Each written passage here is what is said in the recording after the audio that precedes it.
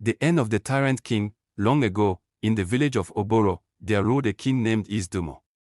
Once a wise and just leader, he had become consumed by his desire for absolute power. As the years passed, his rule grew crueler.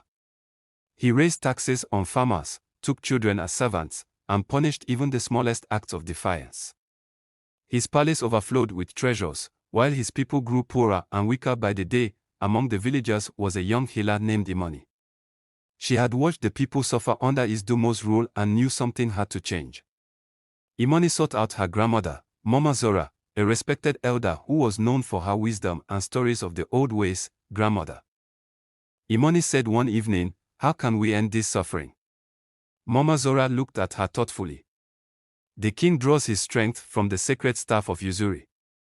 As long as he holds it, his power remains unbreakable. But if the staff is taken from him, his rule will fall." Imoni understood her task. That night, she crept to the palace under a moonless sky, quiet as the night itself. Guided by her grandmother's words, she slipped past the guards and into the king's chamber.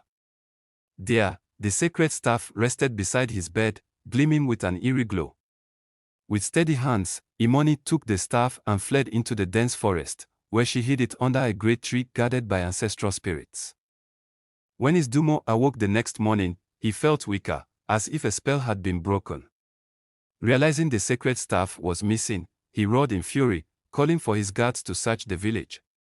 But the people had already sensed his vulnerability, and their fear began to melt away.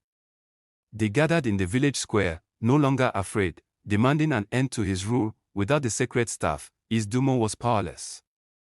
Faced with his people's anger, he tried to reassert control, but his words fell on deaf ears.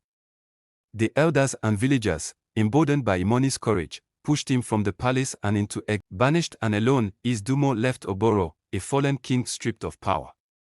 As for the sacred staff, it remained hidden in the forest, where it was watched over by the spirits, ensuring that its magic would never again serve a tyrant. With the king's departure, peace returned to Oboro.